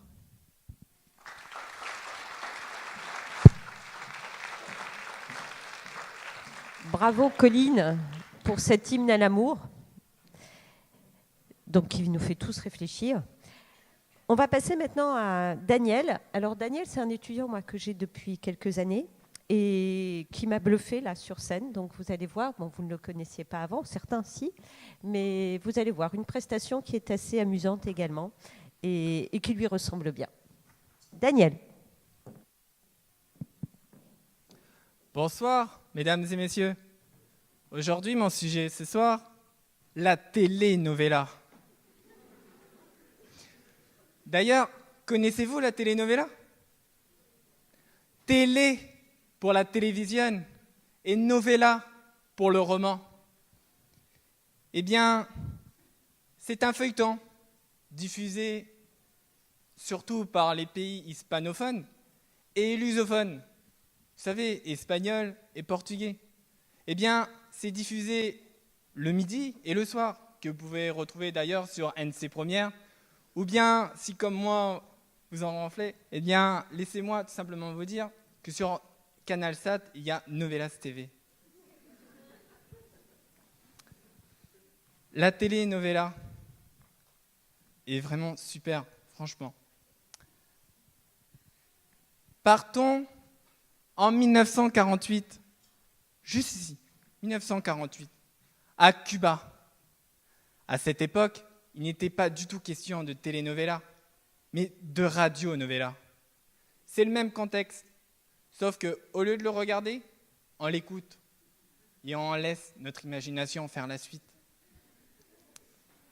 La première radionovela, à cette époque, eh bien, s'intitulait El Derecho de Nacer, le droit de naître, qui racontait tout simplement l'histoire d'une femme qui vivait, dans des conditions malheureuses, défavorables.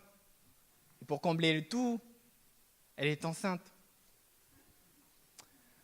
Bien sûr, elle a décidé d'avorter, mais son médecin ne voulait pas. Je vous laisse imaginer la suite. Allez, 10 ans. Eh bien, l'enfant est né et le médecin vit heureux avec elle. Ça a comporté 300 épisodes et ça a duré pendant 4 ans, à une durée petite. Allons maintenant en 1952. Oui, juste ici, 1952. Eh bien, devinez quoi ? La telenovela est née. Oui, plus de radionovela, la telenovela. Et les premières telenovelas à cette époque, en 1952, rappelez-vous, comportaient une vingtaine d'épisodes et une courte durée. À cette époque, on appelait ça des courts-métrages. Partons maintenant en 1990. Hop. Eh bien, la telenovela fut allongée. Oui, à 30 minutes. C'est quand même bien. Et les épisodes, entre 100 et 200. C'est vraiment excellent. Il ne s'agissait plus maintenant de courts-métrages, mais de longs-métrages. À partir des années 2000, et ce jusqu'à aujourd'hui, eh bien, devinez quoi ? 45 minutes. 45 minutes, un épisode. Parlons maintenant des avantages. Faudrait-il, oui ou non, regarder la telenovela ? Eh bien, la telenovela permet de nous détendre. N'oubliez pas, c'est le midi et le soir. Hein. Là, personne ne travaille. Elle permet aussi de nous faire rêver. Vous, public féminin, quelle est la première chose que vous voyez en regardant une telenovela? Les mecs, musclés, beaux. Et nous, les mecs, qu'est-ce qu'on regarde en premier lorsqu'on regarde ça? Non, pas les voitures, les filles. Et ouais, les filles. La telenovela, elle améliore nos connaissances linguistiques, culturelles et intellectuelles. Vous rigolez, mais c'est vrai. Hein. En revanche, pourquoi ne faudrait-il pas regarder la telenovela? Et là, c'est le plus intéressant. La telenovela, c'est trop lent. 45 minutes, un épisode, en sachant qu'il y en a 200. À partir de quel épisode ça va être intéressant? C'est souvent à l'eau de rose. Oh, moi, je t'aime. Moi aussi. Je veux rompre. Moi aussi. Oh, marions-nous. Ok. La telenovela est, comment dire, assez poussée. Les gens d'aujourd'hui, quand ils regardent une telenovela, ils s'identifient trop aux personnages, qu'ils oublient leur propre culture, leur propre mode de vie. Les filles, quand elles regardent les belles actrices, avec leurs déhanchés, leur tenue, leur façon de parler, mais ça peut aussi arriver avec les mecs. Hein. Pourquoi se comporter comme ça? Pourquoi ressembler aux acteurs? D'ailleurs, savez-vous que dans la plupart des telenovelas, eh bien, tout simplement, les personnages, pour oublier leurs problèmes, eh bien, ils consomment de l'alcool ainsi que de la drogue. Et regardons-nous aujourd'hui, est-ce que ça nous a permis d'oublier nos problèmes? Non, on est malheureux à cause de ça. Mais, concluons tout ça. Concluons. Faudrait-il, oui ou non, regarder la telenovela? Bonne question. Bien, laissez-moi vous y répondre franchement. Tout n'est qu'une mesure de vie qui ne fait pas une règle de vie. Je veux dire, la telenovela, quand vous la regardez bien, eh bien, elle permet de nous faire rêver, de nous détendre. Mais derrière, elle est critiquée, criée. Alors que, je sais pas, regardez, à côté, il y a Plus belle la vie. Je suis le numéro 10.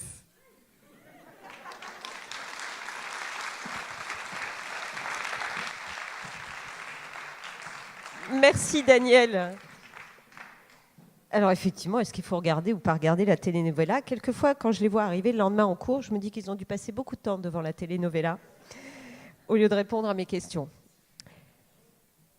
Bien, alors, vous voyez, on arrive bientôt à la fin. Il nous reste 2 candidats, Louise et Eric. Et ensuite, comme l'a dit Daniel, n'oubliez pas les numéros. Il vous a rappelé, c'est le numéro 10. Donc, n'oubliez pas les numéros et vous pourrez donc participer au vote. Alors, Louise.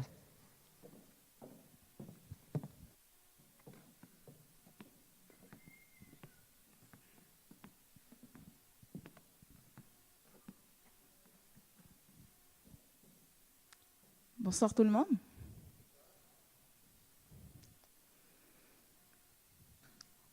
On les retrouve sous plusieurs appellations. Mam, Mams, Mamie, Mamoun, Néné. Vous voyez de qui je parle? Maman. Certains ne l'ont peut-être pas connue. D'autres l'ont perdue. Et d'autres encore se réjouissent de sa présence. Et d'ailleurs, il est vrai que l'on ne choisit pas sa mère. Mais depuis le jour où elle nous a donné la vie, nous sommes unis par un lien indéfectible. Et c'est par la force de ce lien qu'un jour, j'ai éprouvé le besoin d'écrire ce texte que je vais vous interpréter ce soir. Et ce texte, il s'intitule « L'hymne d'une mère ».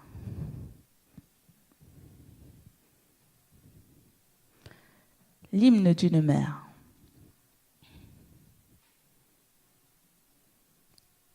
Qu'est-ce que la vie sans l'amour? C'est une vie sans espoir, que de visions noires. Sur ta route, tu n'entends que des cris de douleur, des pleurs. Tu te demandes si un jour tout ça s'arrêtera. Tu te demandes si un jour ce monde arrêtera de tourner pour que justice soit faite. Dans la plus grande solitude, tu te retrouves là, seul, face à tes problèmes. Tu n'as qu'une seule issue et tu dois t'en sortir. Malgré une montagne d'obstacles, tu n'as qu'un seul objectif, tu ne lâches pas. Et ton objectif, c'est d'aller au-delà. Changer de mentalité, changer de façon de voir. Percevoir un autre monde, peut-être même une autre vie. Le vide te ronge la tête, mais tu ne perds pas espoir. Tu voudrais que tout cela cesse à en perdre la tête. Plus de pouvoir, ni de maîtrise de soi, ton espoir te lâche et tu prends un autre chemin. Tu commences alors par l'otage, puis tu fais tourner la skunk. Tu es dans le délire total, plus rien ne t'arrête. Jusqu'au jour, oui, jusqu'au jour où tu rafles l'enfer. Et de là, tu repenses à tous tes efforts avant de rentrer dans le gang. Pour cela, tu as voulu lâcher ta vie parce que tu pensais que tu pouvais le faire. Alors que depuis que tu es rentré dans leur jeu, tu es devenu faible, comme eux, qui pensent que la vie, c'est un jeu. Ils misent. Puis s'ils perdent, tout s'arrête là. Une vie où l'argent règne, qui pour eux est le vrai bonheur total. Avec ça, tu touches le ciel et même plus encore. Tu claques des doigts pour que les autres embrassent ses orteils. Ah là là, que des paroles d'hommes. Leur supériorité rabaisse les hommes qui sont inférieurs, les plus démunis. Et c'est à ce moment-là que je suis arrivée. Je t'ai pris dans mes bras, je t'ai serré contre mon cœur et je t'ai dit, mon fils, mon enfant, cesse de te prendre la tête pour rien. Je suis là, débarrasse-toi de ce fardeau qui te ronge le crâne. Dis-moi tout, raconte-moi tes soucis, tes remords, tout ce qui te tracasse. Depuis longtemps, tu m'as fait confiance, mais tu as voulu choisir un autre chemin et je ne t'ai pas empêché. Pourquoi? Parce que maman aussi, elle est passée par là. Mais sache, mon enfant, que où que tu iras, tu seras toujours dans mes prières. Et je remercie le ciel parce que je savais au plus profond de moi que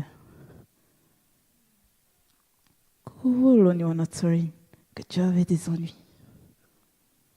Nomele teneg onatsorin ntialanzo kanueme reta eberejo onerita mayek onerita repapanin na kanunu nti ushiwa ka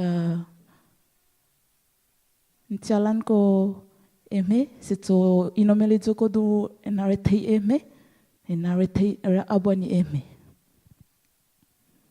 tsole hoda papanin na eduninam ko koloni eme no me boa ma ka panu mutitsazewe papa ne mami hada inengone ti ushiwa tebo ka bo de kotorwate thono retiro inibo ke terelo dikebo re waruma okore waruma si makaze na kanano tusimizot to yara yeye ne to yara mi no deiran onomelei waruma so eme waruma so rete eme. Un petit conseil que m'a donné ma grand-mère, qui dit « Ne fais pas n'importe quoi de ta vie, mais cherche le salut pour toi et pour tes enfants. » En hommage à ma grand-mère, Kaloy Washishiene, Kairone, nom de jeune fille, qui nous a quittés très récemment. Mais c'est notre année à toi. Merci.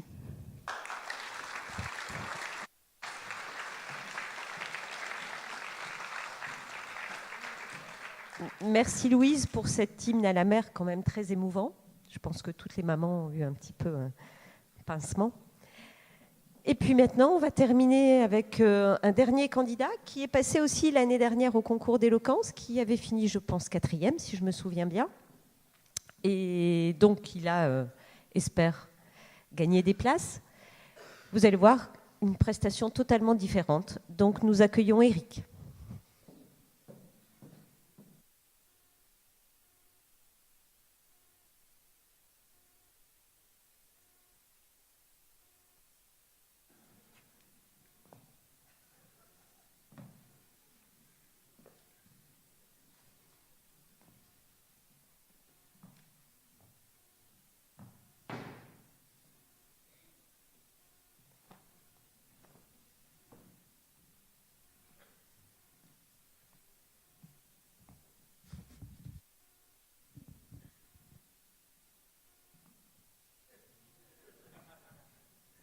C'est pour être à l'aise.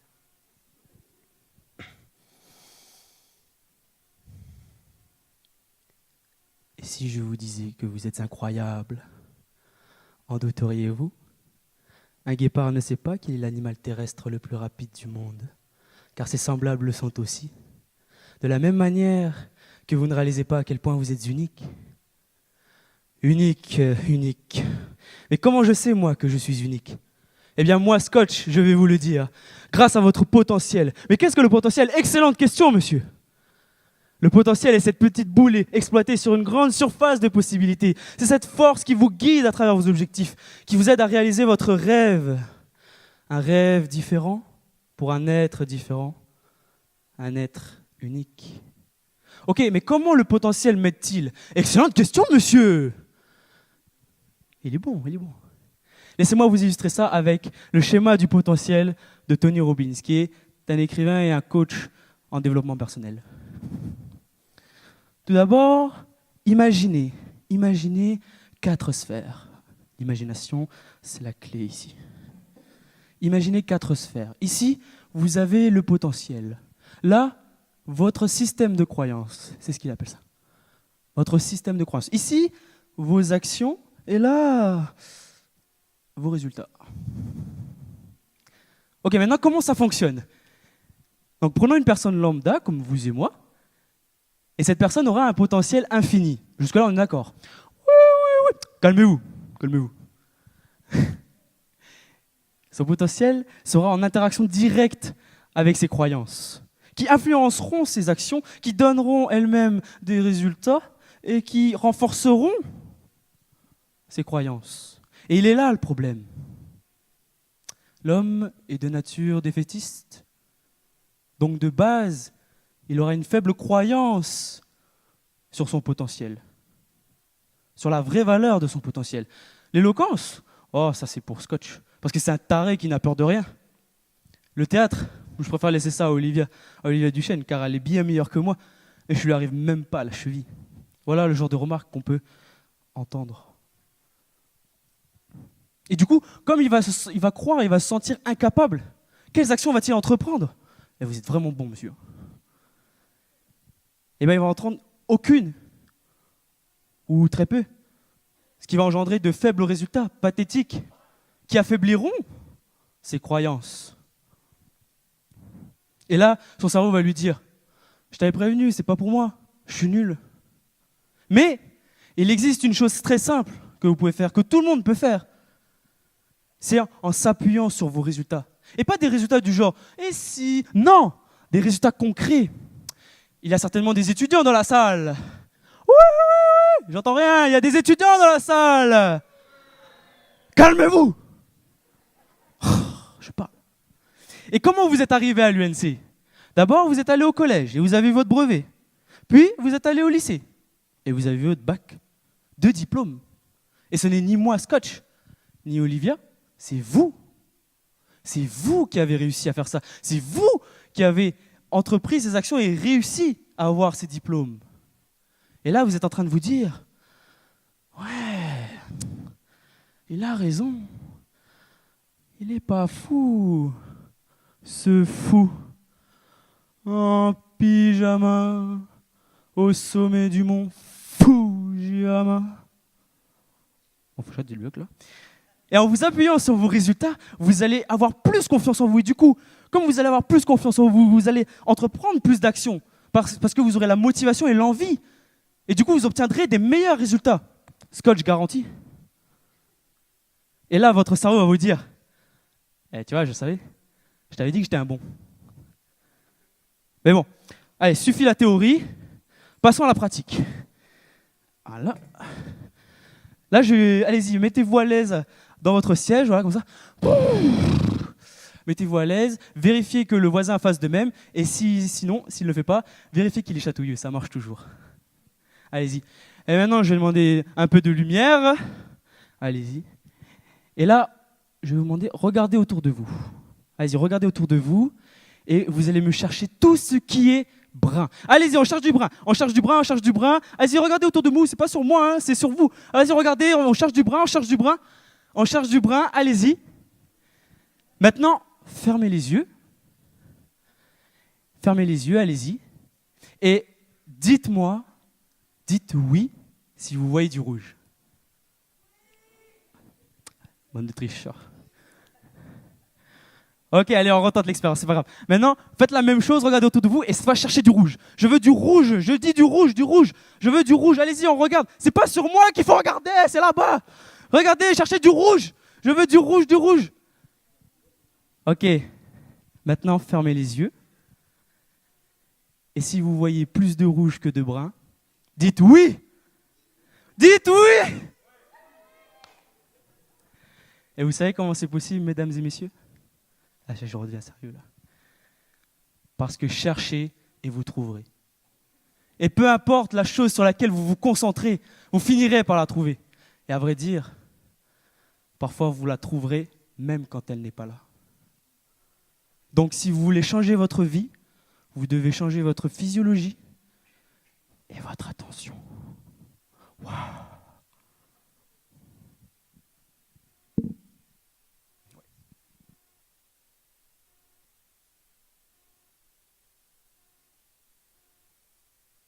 Et puis j'ai pas le temps, et puis c'est dur, et je comprends rien à ce que tu dis, et stop!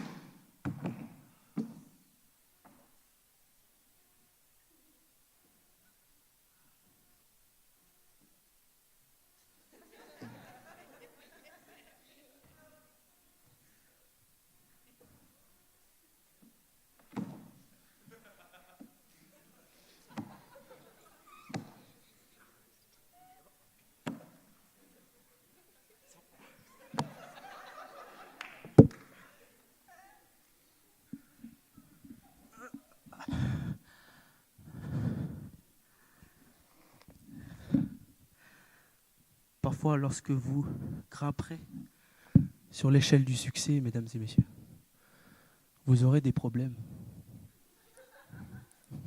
C'est pas l'effet que je voulais donner.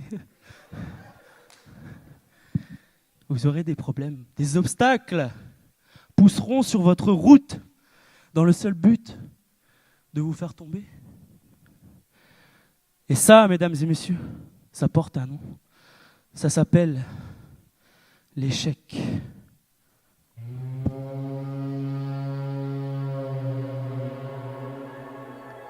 Mais que celui qui vous a dit que vous n'aviez pas le droit à l'échec, que vous n'avez pas le droit de vous tromper, aille au diable, car vous ne pourrez réussir sans avoir échoué.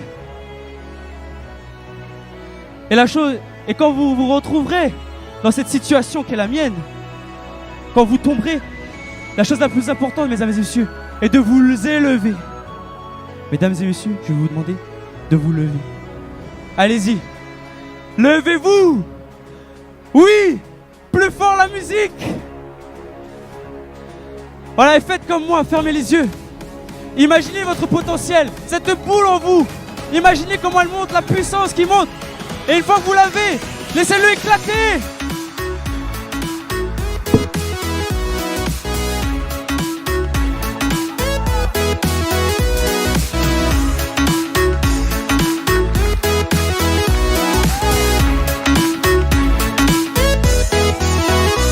Égypte!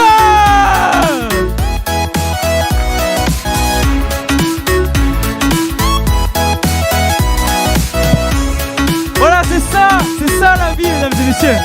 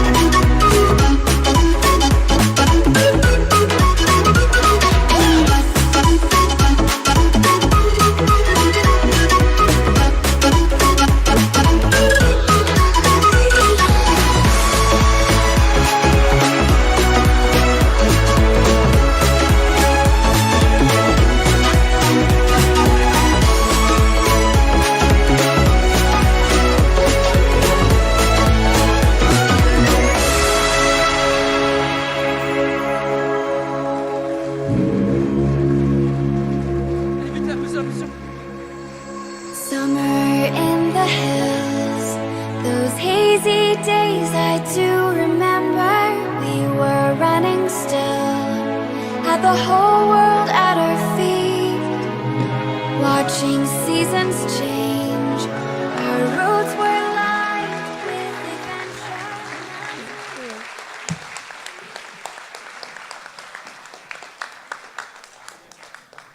Bien, alors j'espère que vous avez apprécié. Voilà, donc ne partez pas, puisque maintenant, il va bien falloir délibérer. Donc le jury, ça va pas être facile, hein. Donc le jury a des grilles très précises, mais vous, bien sûr, vous avez, comme je vous l'ai dit tout à l'heure, un rôle très important à jouer. Alors vous avez tous un petit papier, et pendant que vous allez délibérer, on va avoir un fond musical, puisque nous allons avoir 2 étudiants de l'université, toujours, qui vont venir chanter, avec une guitare et un choriste, vous allez voir. Donc, parce que c'était la soirée de l'université, plutôt que de faire venir un groupe de l'extérieur, on s'est dit qu'on allait continuer avec les étudiants qui ont de réels talents. Donc là, pendant que le jury délibère, vous allez prendre votre petit papier, vous les avez sous les yeux, mais vous avez bien sûr la diapo aussi. Et puis, n'hésitez pas, vous avez certainement eu un coup de cœur. Donc, vous remplissez ce numéro et les étudiants ambassadeurs, ne bougez pas. C'est juste le jury qui se levait. Les étudiants ambassadeurs vont venir. Dès que vous avez fini d'écrire votre numéro, vous levez le bras. Et les étudiants ambassadeurs vont récupérer les petits papiers et ensuite les mettre dans l'urne. Donc, on vous demande un petit quart d'heure. Pendant ce quart d'heure, vous allez avoir des chansons. Vous allez pouvoir apprécier les talents des étudiants, les multiples talents. Et ensuite, nous ferons la remise des prix.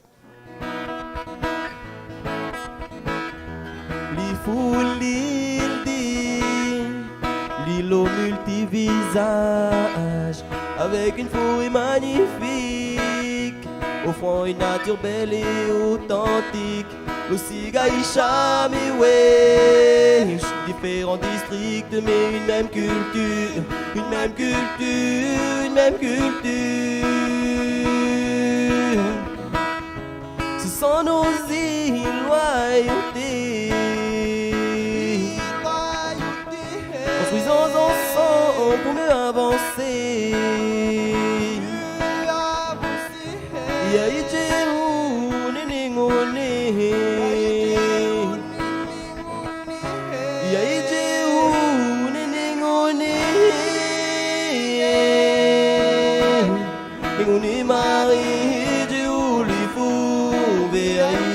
Ai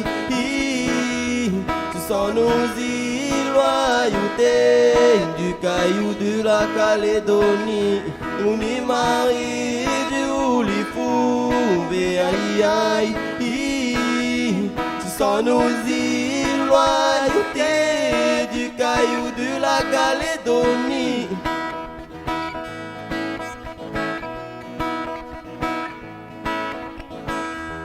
Marie-Lille, l'île qui parle à votre cœur, avec une tendresse généreuse, en notre vie agréable et heureuse, avec une coutume riche en traditions, différentes tribus mais une même culture, une même culture, une même culture. Ce sont nos îles loyautés. Construisons ensemble pour mieux avancer. Pour mieux avancer. Yaïdjehou, néningone. Yaïdjehou, néningone. Ningone maïdjehou, lipou, aïe aïe. Ce sont nos îles loyautés du caillou de la Calédonie. Ninguni maï du Oulifou, aïe aïe. Ce sont nos îles loyautés du caillou de la Calédonie.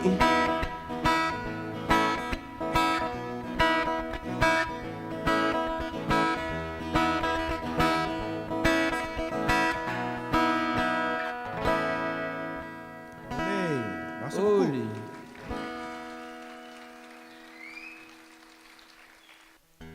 Une petite dédicace pour la bande qui sont passés juste bien avant nous. Et puis il y a le grand frère là-haut, Jaco, grand frère du campus. Merci beaucoup, hein.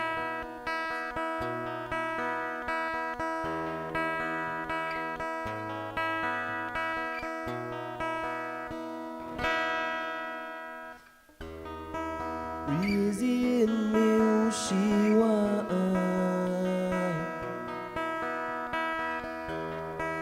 Deuri na kunu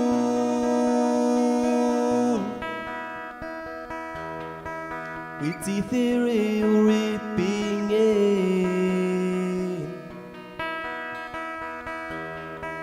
Uri latiro yono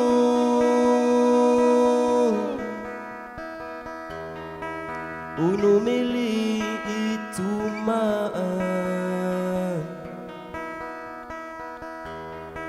Hati ukunilo Ripewa lam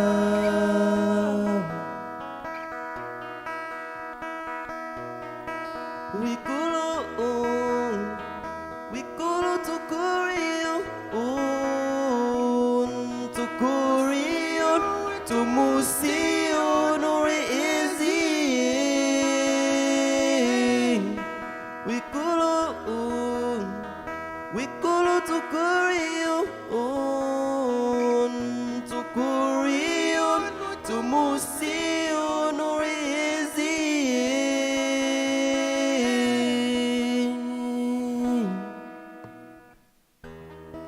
Ede ha ili la tili Wila tili wika wijan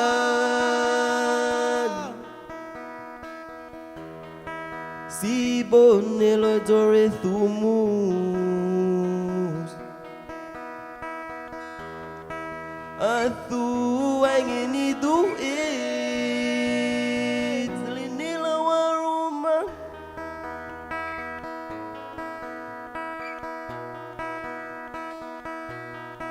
Wikulu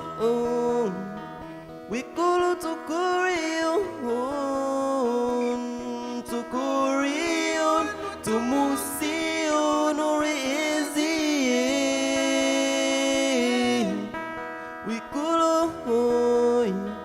Wikulu tukurion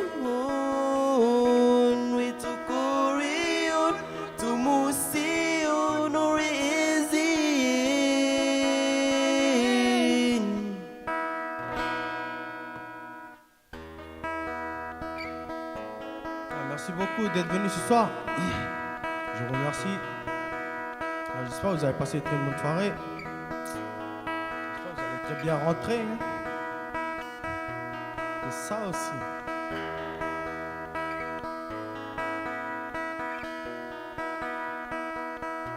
Voilà, celui-là qui est à ma droite. Voilà, c'est Kitsine. Ah, du bruit pour lui, s'il vous plaît.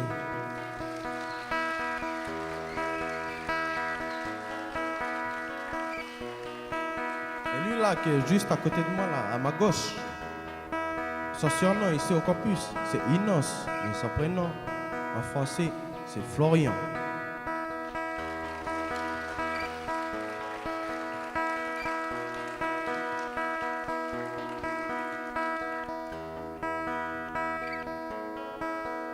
J'espère que vous avez passé une très bonne soirée quand même. Hein.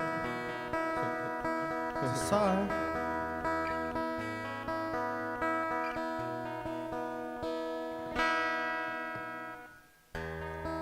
Et tout le monde ensemble.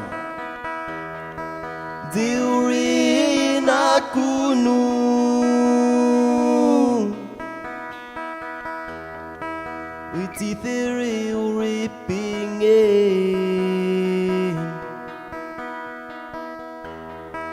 Uri latiro yono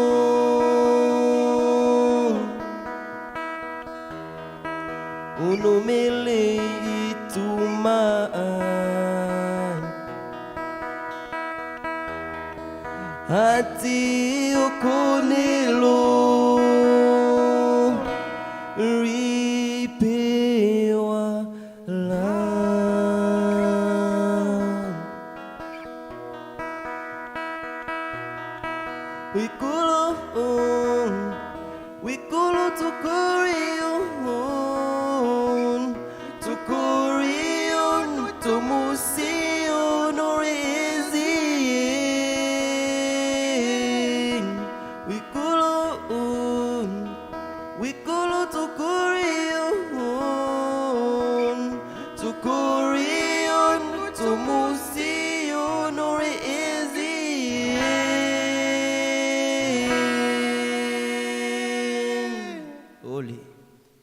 Merci beaucoup, hein.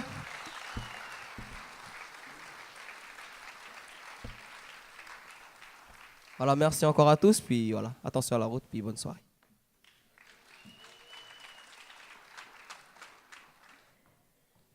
Alors j'espère que vous viendrez l'année prochaine et puis même avant l'année prochaine, on a quand même un enjeu important puisque comme on faisait ça pour la 3e année, on s'est dit qu'il ne fallait pas rester sur, entre guillemets, un petit concours interne. Je dis bien entre guillemets, parce que ce n'est pas petit. Hein. Il y avait de réelles performances.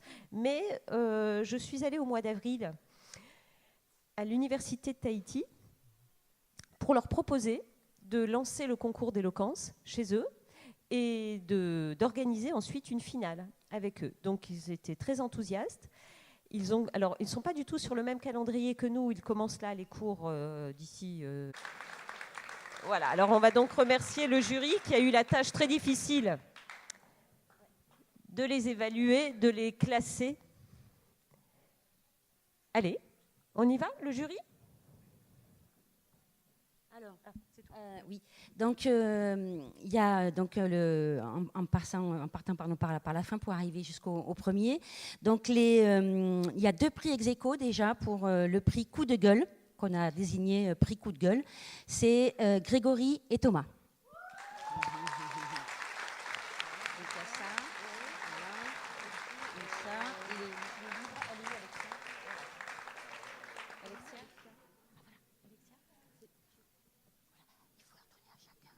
Donc, chaque candidat se verra remettre la petite anthologie du slam calédonien et 2 places de cinéma.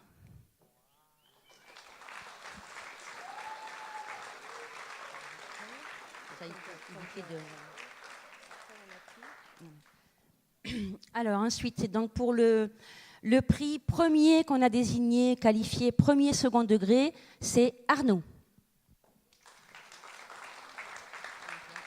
Pareil, c'est là. Oui, comme ça, voilà. Et la même chose, donc, offert par la province sud. Ouais.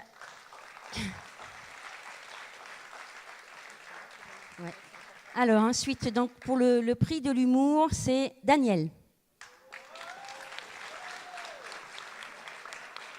Une place, je ne sais plus trop ce qu'il y a. Ouais, voilà. Alors, le prix suivant s'intitule le prix Cri du cœur, qui est attribué à Léon et Wilson. Ouais. Oui. La coupe de cheveux, Mhm. après ça.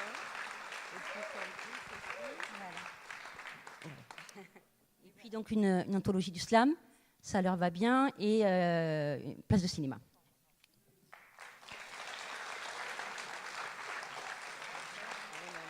Ouais, je sais plus. Alors, le prix suivant a été intitulé le prix Courage, et il est attribué à Kimberley.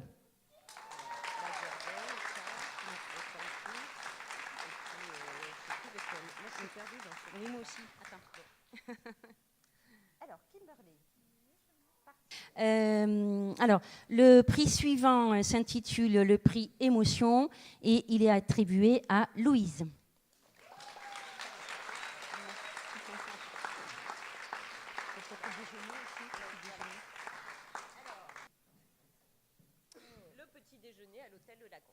Le prix suivant donc, est intitulé Prix Créativité, et il a été attribué à Colline.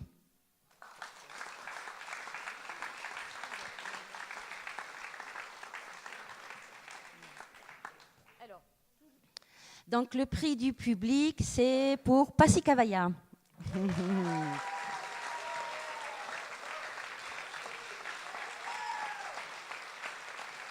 Ça correspond bien, les lunettes, tu vois, c'est bien les filles. Merci tout le monde. Voilà, alors donc on arrive donc au troisième prix, et le troisième prix est attribué à Eric.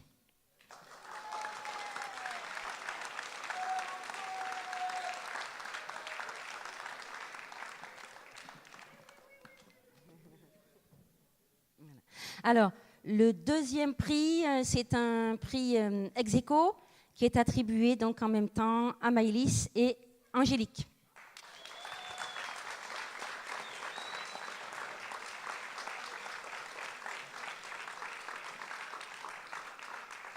Voilà. Tout est dans le carton. Voilà, bon, c'est à peu près la même chose, hein, on ne va pas répéter.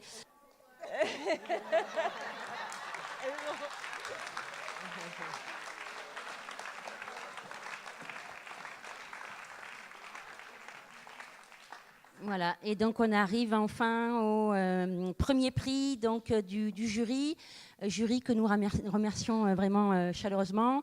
Merci à tous. Et donc le premier prix donc, du jury est attribué à Passy Cavalla.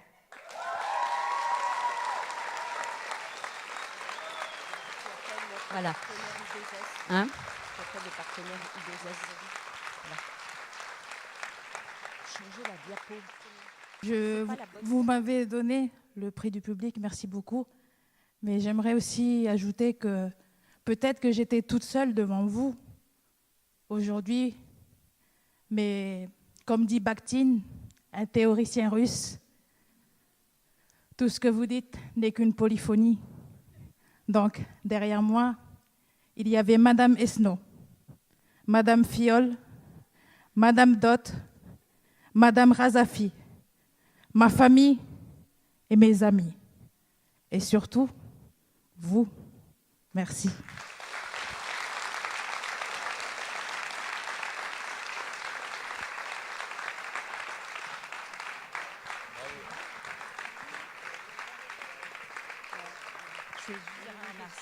Je crois qu'on ne pouvait pas mieux conclure. En tout cas, au nom de la direction de la culture de la province sud, je tenais à féliciter l'université et tout particulièrement mesdames Fiol et Gustin pour cette belle initiative, parce que je trouve que ce concours va crescendo d'année en année. Et féliciter l'ensemble des candidats pour la qualité de vos prestations, la pertinence des contenus, l'originalité et l'humour dont vous avez fait preuve. Ça n'a pas été facile pour le jury qui peut me rejoindre d'ailleurs. Il y avait Madame Dott, qui est enseignante à l'université, Olivia Duchesne, comédienne, et Wenaël Astier. Donc voilà, on a départagé, on a pris un peu de temps, et c'est vrai que voilà, on a été tous très impressionnés, j'en perds mes mots, par la qualité des prestations que vous nous avez proposées.